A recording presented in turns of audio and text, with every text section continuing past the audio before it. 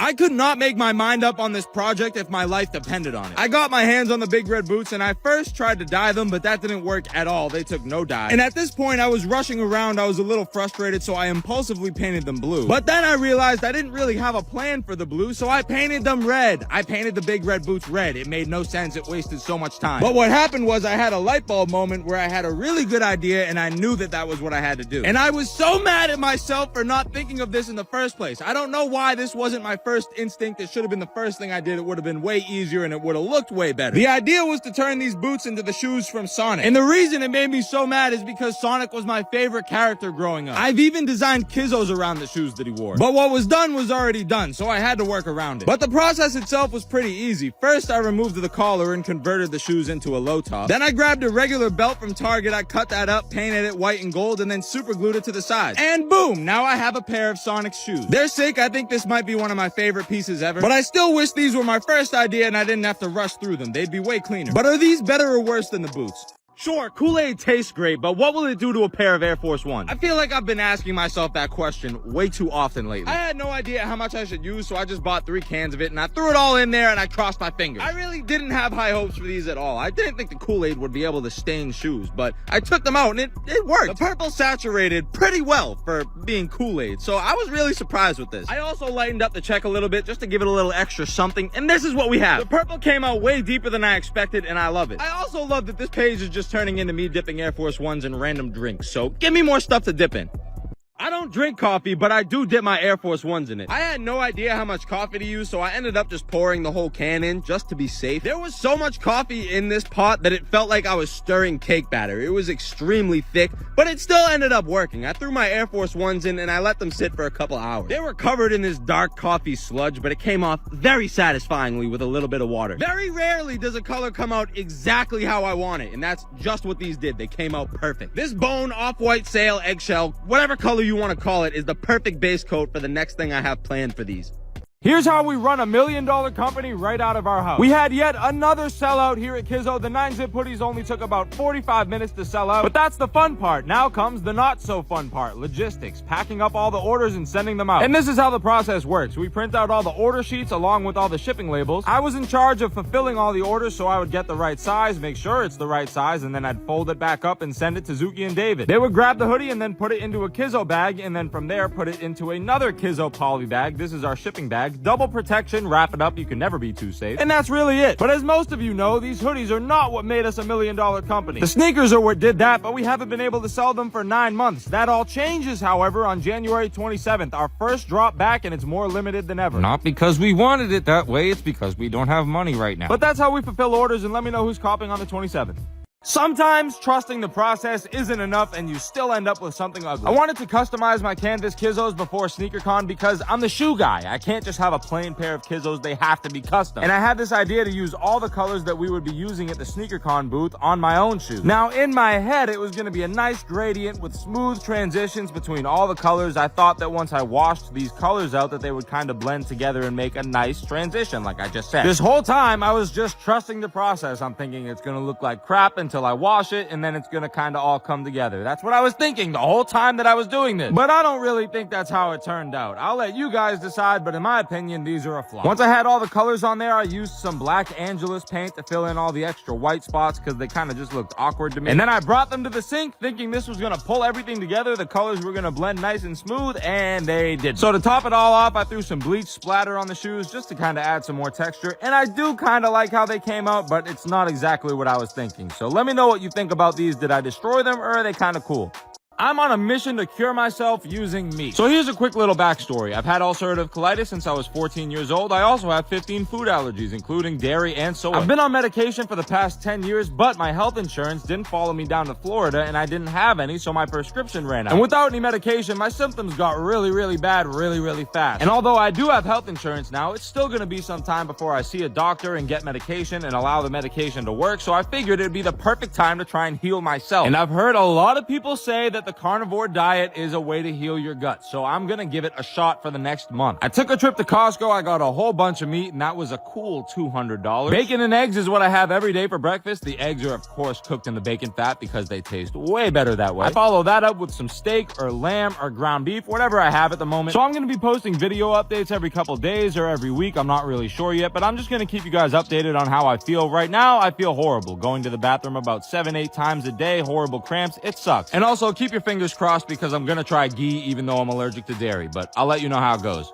This year's SneakerCon was even crazier than the last. This was Kizzo's second year at SneakerCon in a row, and we did it way bigger this year. Not to mention, it took about half the time to set everything up because we actually knew what we were doing this time. There were 3 big things going on at the booth. Of course, the main attraction is the dip dyeing. We had all the canvas Kizzos lined up behind the booth, and anybody that came up could pick whatever colors they want in whatever fashion and get them dip dyed live. It's just really cool to have something this interactive at the booth. It's fun for both me and whoever's buying the shoes. This kid right here wanted the back of his shoes to be purple, the middle to be white, and the front to be green. I thought it was a sick colorway. By this time in the day, we had a pretty good crowd surrounding us, and Benny the Butcher stopped by, which was by far the highlight of my day, because honestly, I'm a huge fan, and I was so happy to get him a pair. And to top it all off, I got to dunk Jafer's mag. The second attraction at the booth was the $1,000 jug, where if you threw a diamond into the jug, you got to keep all the money. And the third attraction, which was honestly my favorite attraction, was the Destroy Your Nikes wall. Come up, destroy a pair of Nikes for a free pair of Kizzos, just like this kid did with his trophy room ones. But overall, the day was a huge success, and we were super happy to see how much people liked the new silhouette. Thank you to anyone who stopped by, and see you next year.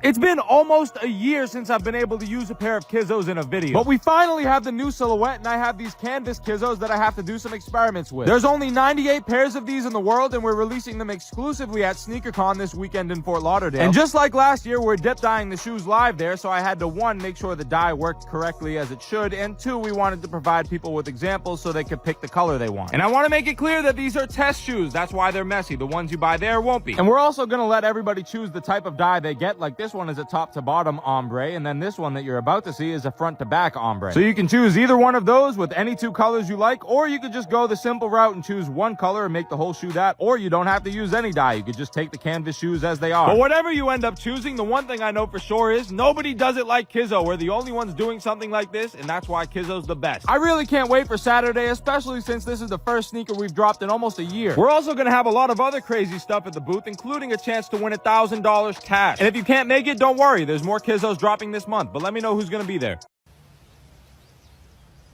What's wrong, man? I don't know, I'm just a little down. I have a big problem I don't know what to do about. What's your problem? I have this $10,000 and I don't know what to do with it. It's taking up all the space in my pocket. I can't fit anything. It's hurting my leg. I want it gone. What do you want to do? I don't know. Do you want it? Oh, no. My pockets, they're already full. Oh, okay. I guess, plan B then. Maybe we just give it away to whoever has the most viral Kizzo video in 2024. Wait, that's a good idea. So they're going to use the Kizzo shoes in a video, use the hashtag KizzoViral, and whoever has the most views on Instagram at the end of the year gets the money? Yeah, I think that's the way to go. All right, let's do it. But does that mean I have to carry this in my pocket all year? 117 videos later, 2023 is wrapping up. We started off the year with SneakerCon, which is again coming up on January 6th. Then I tattooed the brand logo on my leg because dedication, and I also learned how to make a cup out of a coconut. We made a big Kizzo dartboard and then used that dartboard to throw water balloons filled with dye at a t-shirt. This is around the time Kizzo hit a bump in the road and I had to go on my side quest adventure. I made a rug, I'll never do that again. My car died, so I bought a new one and I started making car content. That was fun. My girlfriend waxed me. I don't know why I let that happen, and she enjoyed it way too much. We made a Kizzo table that cost us $950 to make, and everybody hated it. And then I made a raft out of pool noodles that ended up holding 700 pounds. Then we got this little guy named DeMonte. He was super scared, but now he's the happiest, most loving dog ever. I learned how to develop my own film, but I don't think I'm gonna do it again, to be honest. Then I tattooed myself again with the new Kizzo shoe that we'd been designing for months. One night a cat showed up at our door and we kept her. She's the sweetest cat I've ever met. And then Kizzo was finally back in business after 7 months. And I also bought a new car that I'm building right now. I destroyed a whole bunch of big red boots and I had a lot of fun doing doing it. Then I designed my first hoodie. It's on sale right now. There's only 100 in stock, so go to the website fast. I also made a prototype of another shoe, which is releasing later this year. But the real story is this silhouette. We spent all year designing them, and the first drop is in January, so get ready. I just can't win with you guys. I made this hoodie in my last video and a lot of you said I overdid it. But luckily I have a second 9-zip and I'm gonna use this one to try and redeem myself. And the cool part is I'm back in the original lab. This is where everything started. I'm back home for Christmas, so I didn't have much to work with. I had a bottle of bleach, a bottle of dye, and a dream. So I did the opposite of the first hoodie. Instead of bleaching the top half, I bleached the bottom half. I taped up the diamond on the back because I have a plan for that later and I wanted it to be a consistent color when it's all said and done. So I added the bleach to the front and the back of the hoodie and then I rinsed it out. After it was rinsed, I thought it would be interesting to dye it and see how that reacts. So I added a little bit of purple dye to a pot because I didn't want it to be a super saturated color. I kind of wanted it to be a nice mute purple. And it actually worked really well. The color took right away and of course I rinsed it again. And then for the final part, I added bleach to the diamond on the back because I thought it would be a little too simple without that. And then finally I rinsed the hoodie one more time for good measure and dried it. I gotta say, I think you were right. I think the first hoodie was a little overdone and this one's better because it's more simple. So we're dropping the uncustomized version of this hoodie on Saturday at KizzoKicks.com. And also let me know if you like this hoodie or the first hoodie more, or if I just ruined them both. It's good to know I can still surprise myself, because usually I hate customizing hoodies. They always turn out horrible. But this hoodie's different because it ended up being my favorite ever. I started by laying the hoodie on the ground, and as soon as Monty saw me crouch down, he thought it was playtime, but it's not. It's work time, Monty. So I started off the workday by taping off the diamond on the back because I wanted it to stay black when I bleached the rest of the hoodie. And if that wasn't a good enough hint, the next step was to start spraying bleach all over the place. I wanted to create a top to bottom gradient, so I bleached the hood and the top of the sleeves completely, and then I started to spread out the spray a little bit to create that gradient. Then I threw the word custom on the back of the hoodie just so you're all very well aware that this is in fact a custom and not the actual hoodie we're selling. And after I got a few good coats of red on there, I ripped the stencil off as well as the rest of the tape. I was surprised that the tape held up so well. I thought there was going to be a lot more bleed. Finally, I rinsed the hoodie off to get rid of all that excess bleach, and yes, it was on a trash can. After the hoodie was dry, I started adding the number 9 all over the place with this custom stencil I made. Well, why the number 9, Jake? Because it's called the 9-zip hoodie. There's 9 zippers, and 9 is a cool number. So I love this hoodie. I think it's my favorite I've ever created. But do you agree with that, or do you think I ruined it? And let me know who's copying the 9-zip Saturday. I love some good sloppy, just not in my drivetrain. But thankfully I got these motor mounts from Bull Boost and that will hopefully fix the problem. I started off by supporting the engine with the jack, and yes, I used a wooden block. I started on the passenger side motor mount because that's supposed to be the easiest one. It didn't turn out that way though. And then the engine started falling backwards, so I had to jack up the back of the car to level it out since my driveway is a little slanted. I finally got everything out and then I put the new one in. When I say I put the new one in, I had to put it in about 5 different times because I just kept messing up. A job that should have taken me maybe about an hour, it took me about 5, but what else is new? The next day I started on the transmission mount. This one required me to take a lot more stuff out, like the ECU, the battery bracket, and then this bolt that is tucked all the way underneath everything, which was impossible to reach, but I finally got it out after about 30 minutes of just quarter turning a wrench. I put the new mount in, and maybe I did strip 1 or 2 bolts, but we don't need to talk about that. It'll still hold, I hope. I threw everything back in, and finally the job was done. But of course, they didn't solve my problem. There's still slack in the drivetrain. Maybe when I throw the rear mount in, it'll fix it, but for now, the next suspect on my list is the axles.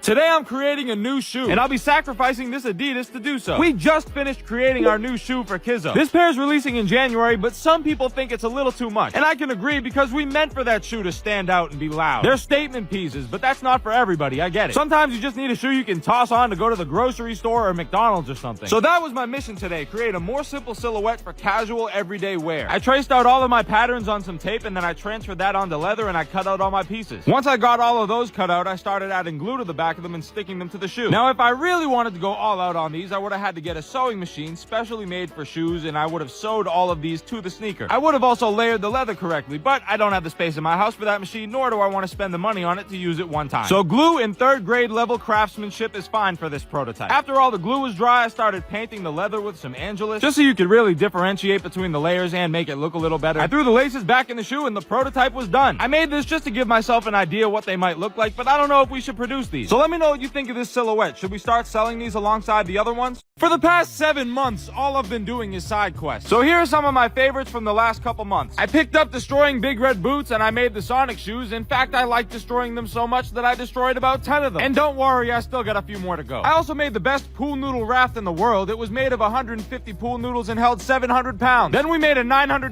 Kizzo table that everybody hated. And since I love pickles so much, I figured I'd learn how to make my own. Then I got sick of paying for film, so I started started developing it myself. But nothing aggravated me more than learning how to make a rug. I will never make one of these again. Since I was so bored having no Kizzos to destroy, I had to tattoo myself a few different times, and I pissed a lot of tattoo artists off. Stay mad. Then I figured, why not become a master mechanic while I'm at it? Okay, that might be a bit of a stretch, but I redid my whole Lexus, and then immediately after that bought another car and started ripping that one apart too. There's still a lot more to go on that project, but I'm excited for it. And then finally, after 7 months, Kizzo was back in business. I mean, the only reason I did these side quests is because I had no Kizzo shoes to destroy. But now we have a new silhouette, and I'm gonna be back on the main mission, coming January.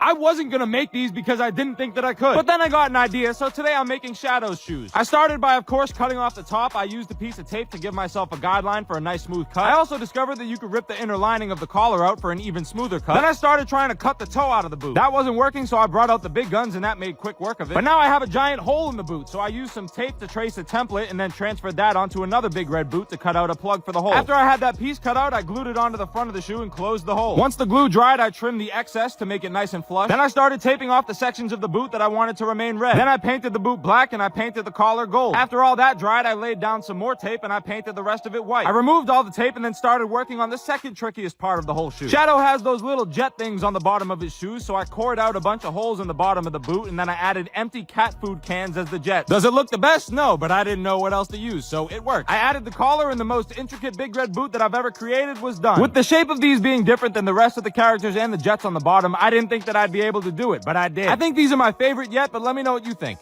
Why does nothing ever just work? I'm installing some side skirts, a rear bumper cover, and a front lip on my Civic today. I've done all of this before, and it's usually an easy process, so that's what I was expecting. The problem was the double-sided 3M tape that sticks to everything would not stick to anything. That's because all these pieces are made from a specific plastic that has a coating on it, so I had to sand down all the lips to get rid of that coating. I cleaned everything up with alcohol, and finally the tape was sticking. And while yes, it was sticking, it wasn't sticking as good as it should have been. And just to add insult to injury, all these pieces fit sloppily, so that's what I get for cheaping out on parts. But it's a Civic, so what did you expect? After about 3 hours, I got everything thrown on the car. This should have taken me 30 minutes, but that's how it always goes. And to top off the day, I threw a red badge on the back because rice. But with all this done, the exterior is pretty much complete. It looks a lot more aggressive now, and I love it. Obviously, I still need to wrap it, but that's all that's left. And now that all the easy, unimportant stuff is done, it's time to take care of the real stuff. The brakes, the suspension, the exhaust, and all the other supporting mods. But once the foundation is laid, it's big spoolie boy time. That's still a little bit down the road, though, so let me know what you think of the car so far and tag companies I should work with. I have a hole in my bumper. It looked horrible, and that's the reason why I got a replacement bumper. And the headlights also looked awful, so I got replacement headlights too. The first step in taking the bumper off is getting rid of all these clips. There's a few on top and there's a lot more on the bottom. Monty came over for emotional support because this was annoying. Half of them were missing, and the ones that were left over were so brittle that they broke when I took them out. But would it even really be a Honda if there weren't a few zip ties here and there? The headlights were pretty easy. It was 4 bolts, but there was this one bolt that was tucked away way underneath the headlight, and that was really annoying to get to. And if you guessed that I didn't put that one back in, you'd be right. I replaced the turn signals and the high beams because they were orange and yellow and I hated it. And then I reinstalled the headlight, and that was of course annoying because it never wants to go back in the way that it came out. But very well worth it. This is why headlights are one of my favorite things to do on these older cars. Super cheap and easy, but yet it makes it look so much better. Then finally I slapped the new bumper on and I reconnected the fog lights. I threw the new grille on and a red emblem because rice. And that was it. I was done. It looks 100 times better, and it's gonna look even better than that when it's wrapped. And I still need a company to sponsor that, so tag your favorite wrap. But let me know what you think of the headlights and the new bumper and tell me how I did. Sorry I made you wait so long, but here's part 2 of painting my valve cover. In part 1, I ripped it off the car, I sanded it down, and I painted my base colors. And now it's time for the fun stuff. I printed out a flame stencil on my machine and I slapped that on there. I wrapped it around the whole valve cover because I wanted it all to be covered in flames. After that, I printed out a second stencil, a Kizzo stencil. Of course, I can't have a valve cover that doesn't say Kizzo, and then I painted that all black. After the black had some time to dry, I ripped all the stencils off. It was looking good, but it was still missing something, so I sanded all the paint off the Honda emblem to expose the bare metal. And then I moved on to the last step, which was just a nice glossy clear coat. I got this oil cap from Bull Boost Performance, and I thought it would look cool white, so I painted it white. I took all the tape off the openings, and that was it. It's done. I really think it came out amazing. I especially love this Honda emblem. I love the bare metal look. But I know you want to see it on the car, so now it's time to reinstall it, but not before adding a new valve cover gasket and some black RTV. It was actually harder putting this thing back on than it was taking it off, but after a little bit of playing with it, I finally got it on there and put together all nice. I think it looks amazing, but also a little weird because the whole rest of the car is stock. But that won't be for long because this thing's gonna be a turboed monster in a couple months. But in the meantime, let me know how you think it came out.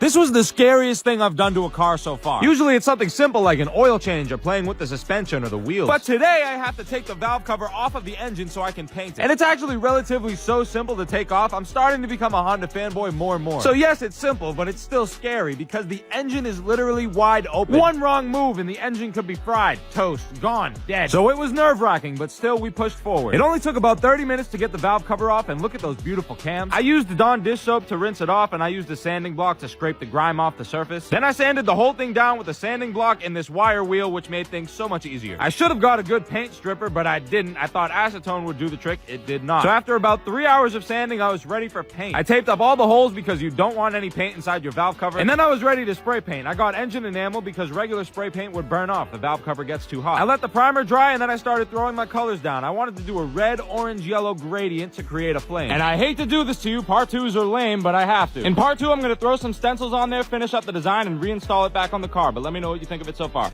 This is the only pair of Big Red boots that I haven't had to chop up. But don't worry, there's plenty of ways to destroy a Big Red boot. Like spray paint, for instance. Today I'm making Buzz Lightyear's boots, and the bottom of his boots are purple, so I painted the bottom of the boots purple. I covered up some of the purple, and then I spray painted the rest of the boot white. Then I moved on to the green. And the only thing green on these is the toe and the ankle collar, so that was easy. I was terrified using this red vinyl tape because every time I use it, it rips up paint. But the painter's tape wasn't flexible enough for that area, so that's what I had to use. But you'll never guess what? The red vinyl tape came up nice and easy. And guess what didn't come off nice and easy? The painter's tape. It ripped up tons of paint on the toe and the ankle collar, so I basically had to redo the whole shoe. And then I found these little hockey puck things. I have no idea what they are, but Buzz has these little circles on his ankle collar, so I used those for that. And lastly, the final detail, Andy's name on the outsole. And I know what you're thinking. Isn't the end backwards? No, it's only backwards on Woody's shoe, not on Buzz's shoe. And with that, the shoe is done, and I actually really like these. Even though I didn't have to cut them up and make them low tops, they're still one of my favorites. All the details are there, and they're accurate, so let me know what you think of these and where they rank amongst the other boots.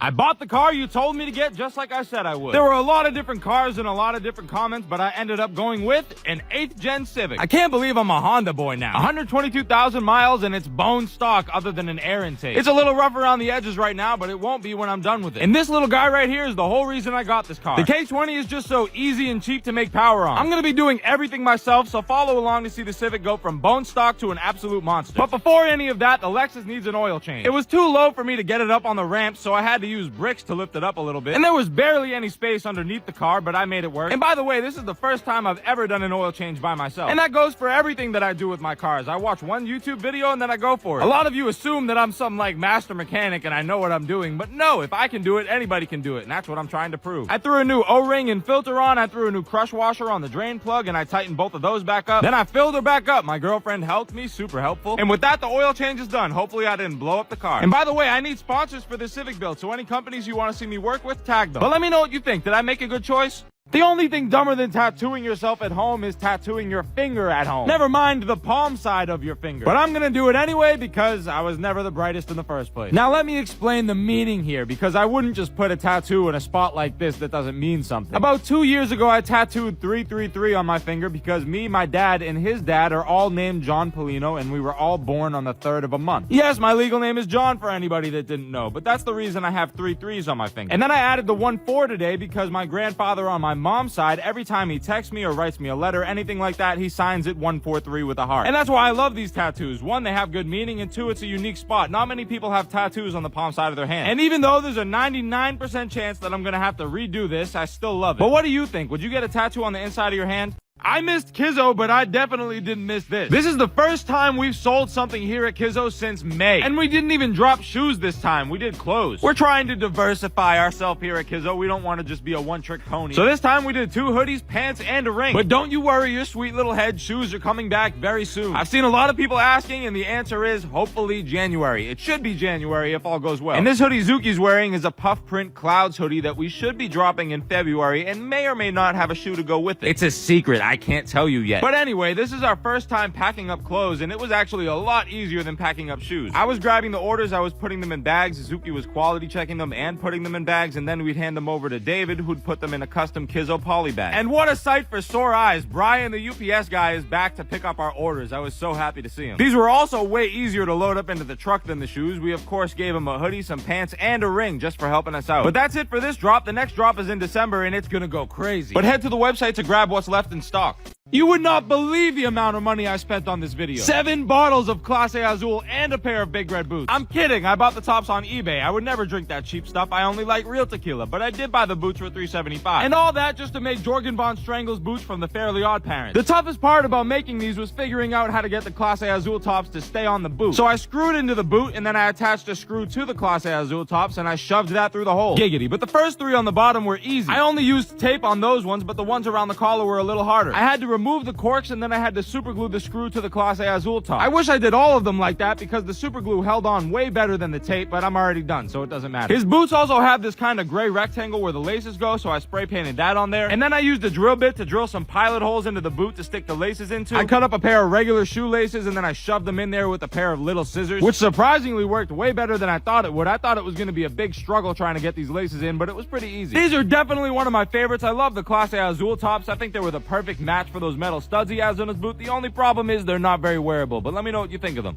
I'm never sewing again. I'm just not. If there's one thing I'm good at, it's being kinda okay at a lot of random useless stuff. A Jake of all trades, if you will. And today I found out sewing is not one of those things. We're dropping both of these hoodies on Saturday, and I had the idea to cut them both in half and then sew them back together. Sewing is one of those things that I've wanted to learn for a long time, but I just haven't because it seems really complicated. You have to learn the machine, and then you have to learn how to actually sew, and my ADHD brain does not have time for that. So like always, I skipped through a YouTube video, and I winged the rest of it. I started off pretty strong. It was going well. That's until one of the needles broke due to user error and the fact that the garments are really thick. They're 500 GSM. So I put a new needle in and 10 seconds later broke that one as well. So now I'm on my last needle and I'm not even halfway done. So I had to lock in, and I did. I finished the whole garment without breaking any more needles. I kind of got the hang of it towards the end, but I gotta say, I would not be sad if I never sewed again. That's how 90% of the things I do go. I do them once and never again. But it came out pretty good. I was proud of myself for this one. It's a small, so it didn't really fit me well, but it still looked good. And it stayed together. So what more could you ask for?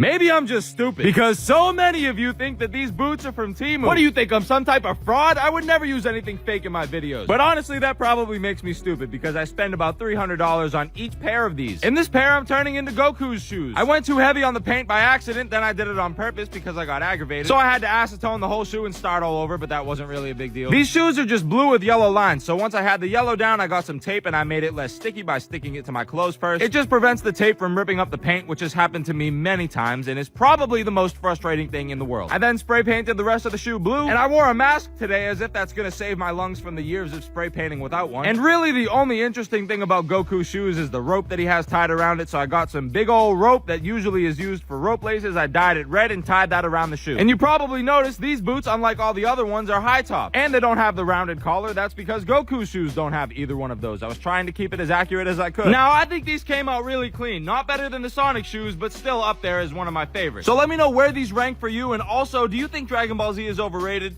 If you don't have the shoe that you designed tattooed on yourself, are you even committed to it? I had nothing to do today, and when I'm bored, I usually end up with a new tattoo. I don't know why that's my default, but it is. And since we finally have a new Kizzo silhouette, I figured that'd be the perfect thing to tattoo on myself. So I just took my image from Procreate, I transferred it to my tattoo paper, I shaved down the spot, I cleaned it with alcohol, and then I used my speed stick to stick the stencil on. The first stencil, I should say, because I ended up doing this about 4 or 5 times. I never get it right on the first try, especially when it's on myself. But after I finally got a good size and placement on the stencil, it was time to tattoo it. I set up my work area. As you can see, that's just a little table next to my couch with a paper towel over it. And this should go without saying, but never tattoo yourself. Just don't do it. It's a bad idea. Now, I might have bit off a little bit more than I could chew with this tattoo. There was a lot of detail in a small area, and I really don't know what I'm doing. Which is proven by the fact that I use alcohol to wipe the tattoo, which 1, hurts really bad, and 2, is not what you're supposed to do. Now, in my humble opinion, this tattoo came out horrible, but it's not my first bad tattoo, and it's definitely not my last. I think they have better stories than the good ones. But it's fine, because now I have another Kizzo tattoo to match my first one. Let me know what you think. My girlfriend is sad because she ordered this skirt for her Halloween costume and they sent her the wrong color. It needed to be jet black and they sent her dark gray, so I got this Rit Back to Black kit, which I've never used before, but an old dog can learn new tricks, and I dyed it black. I threw it in the dye and it has to sit in there for 30 minutes, so while we were waiting, we started making our jungle juice for the party that we're throwing. 4 handles of vodka, 1 bottle of Everclear, which I thought was going to be a lot harsher to take down. It really wasn't that bad. You guys gas it up. We finished it off with 2 handles of blue curacao, then we moved on to the juice portion, 3 gallons cans of Hawaiian Punch, 1 bottle of pineapple juice, 2 liters of Sprite, and then we threw in some edible glitter, which was actually really cool. I like the way it looks in the drink. So in total, 8 gallons of liquor that is way too strong. I've never made jungle juice before, so everybody that drinks this is gonna be on the floor tonight. But now back to our regularly scheduled program. The skirt sat there for 30 minutes. I took it out. I put it in some Color Stay Fixative. The Color Stay Fixative just helps all the dye stay in place and not leak. I rinsed out the skirt, threw it in the dryer, and now my girlfriend is happy. Her costume is complete. I'm actually impressed it came out perfectly jet black, which it never does, but let me know what you think and what your costume's gonna be. Of course, everything that could have gone wrong went wrong with these. The first thing wrong with them is they're not Kizzos, they're New Balances. Gross. But don't worry, the new Kizzos are on their way, so these are just here for the time being. Halloween is right around the corner, meaning it's the perfect time to make a Halloween-themed custom. I started out by laying a vinyl spider web over the whole shoe on both sides. My idea was to make an orange and purple ombre dye, but I didn't have any purple Rit dye, so I had to make my own with red and blue. That's thing number 2 that went wrong, but that's my own fault, because I should have prepared better. Not a big deal, though, because the purple came out perfect. As you can see, I'm doing this bobbing motion. That's how you get the ombre effect on the shoe. I rinsed them out, and then thing number 3 went wrong. I did the best I could. I spent a lot of time trying to get the vinyl to lay down flat so there'd be no leaks, but of course there was a lot of leaks. So I had to go back in with white and paint over the whole spider web. And then the 4th thing, the blotchy outsole. Most outsoles that are two-tone are blotchy like this, and it's not really a big deal. I just had to paint match it. I'm not gonna get into the specifics, but it's a factory flaw. There's nothing I could do about it. And here we are, the finished product. I love how these came out. It's been a while since I actually made a shoe I was proud of. They're abstract, they're festive, and I think they're cool. But let me know what you think. I always thought developing film was some sort of magic. And then I found out you can do it yourself, and since that's kind of my thing, I'm gonna develop my own film today. Now, it's not magic, but it is chemistry, so I had to mix parts A, B, and C with some distilled water at the right temperature. That was the developer. Then I moved on to the Blix, same thing, parts A, B, and C, mix it at 125 degrees Fahrenheit, and then pour it into its container. Now that the chemicals are mixed, it's time to open the light-proof tank and load the film onto this reel. This is supposed to be done in complete darkness, but I sacrificed this cheap roll just to show you what I'll be doing in the pitch black. You load the film onto the reel and kind of ratchet it back and forth to get it on there. I practiced loading it with my eyes closed because this was my first time ever doing this, and then I went in the dark room and did the reel roll. Now it's time to actually develop it. You pour the developer in there at 102 degrees Fahrenheit, agitate it every 30 seconds for 3.5 minutes, pour it back in its container, then the Blix goes in, same thing, agitate every 30 seconds for 6.5 minutes, rinse for 3 minutes, add some stabilizer, and you're done. I thought that I botched this, but the negatives came out really good, except for a few that were way too overexposed. And my buddy Andre scanned the film for me and converted it, because I can't do that. And here's some of my favorite shots all done. They came out pretty good. Could have been better probably, but let me know what you think. $1,500 in the last month on Big Red Boots just to chop them up. But here I am cutting up another pair today, making Tails' shoes. Because how could I make Sonic and Knuckles and leave out Tails? He's also personally one of my favorite characters, so I was excited about this one. Tails has this kind of double collar thing on top of his shoes, so I had to get another collar off of a second Big Red Boot. So 2 Big Red Boots were mutilated to create this one shoe. And I did that because his shoe is pretty simple overall, and I wanted to spice it up a little bit. Really, all it is half white and half red with a gray outsole. That's it. And also, if you pay real close attention, in some versions, Tails has a gray collar underneath the white collar, so I added that as well. Now, having cut up about 6 pairs of Big Red Boots at this point, I thought this should be easy peasy, nice and simple, but of course, it was not. I made one tiny mistake, I tried to fix that mistake, and then made a bigger mistake, and a bigger one after that, so I basically just had to start over. So after I painted the whole shoe over again, I assembled it, and I was done. I think Tails' shoes came out sick, and also they complete the set. And since Sonic was my favorite game growing up, this is like a dream come true for me, but let me know which one's your favorite. I think I need another car. I'm finally done building this one, and this is everything that I did to it. I started simple, I debadged it, I did a chrome delete around the windows, I added some minor aero to it, even though it's slow. And that's the problem that this car created. It's really just for show, so I added a lot of cosmetic stuff to it. I got a new grille and I painted that black, I slapped that on, but it's just so slow. Power mods for this car are basically non-existent. I'm not gonna spend $6,800 on a supercharger kit to make 400 horsepower, even though right now it sounds like it makes that already.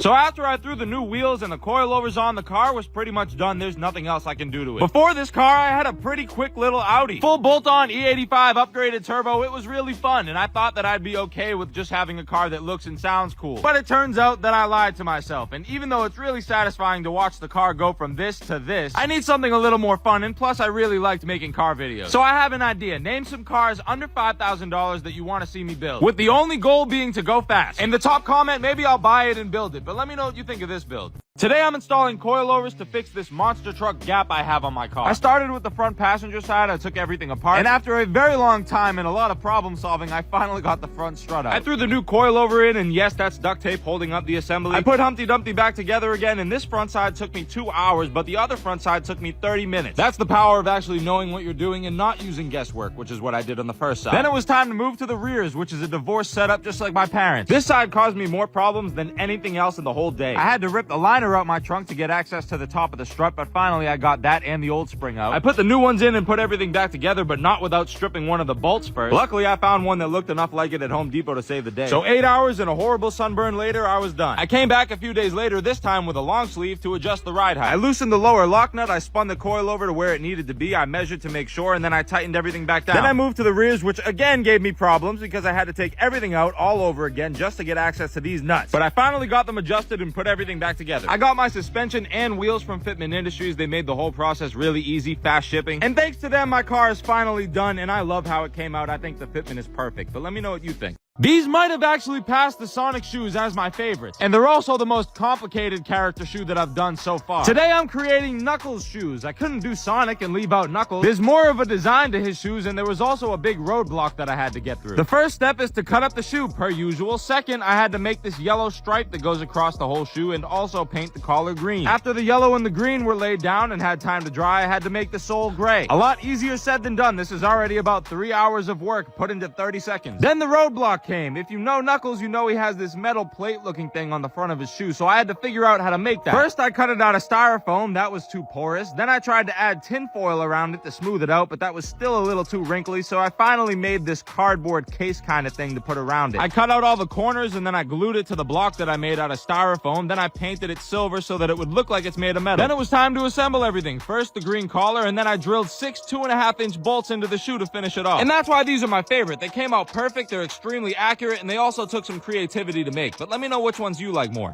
Some people probably just shouldn't do DIYs. The previous owner attempted to spray paint these wheels and failed, so now I have to DIY to fix the DIY. So I had to install these wheels, but the problem is my driveway is slanted, so I had to get creative. I came up with this kind of sketchy half on the grass, half on the sidewalk type of thing. And side note, I wore these boots for about 10 minutes and I had blisters on both of my shins, so I had to change my shoes, but then I got to work. I jacked the car up, I threw a jack stand under there, of course, for safety. Then I used an impact wrench to take off the wheel, which I've never done before. I've always done it by hand, but my God, is it so much easier. I hand tightened the lug nuts on the new wheel, and then I used the impact wrench again to tighten them. And if you thought that I was going to use a torque wrench to torque these to spec, you were wrong. Because when do I ever do anything right? But don't worry, I made sure not to over torque them. And then I custom made a Fitment Industries decal to throw on my window. I got my whole setup from them. They made the whole experience extremely easy and seamless. And obviously they have a great selection because look at these things. They're beautiful. I'm so happy with them. I don't know how I drove around with those black wheels before. And if you're sitting there about to comment, why did you do wheels before suspension? It's because I knew it would bug you, but don't worry, that's next.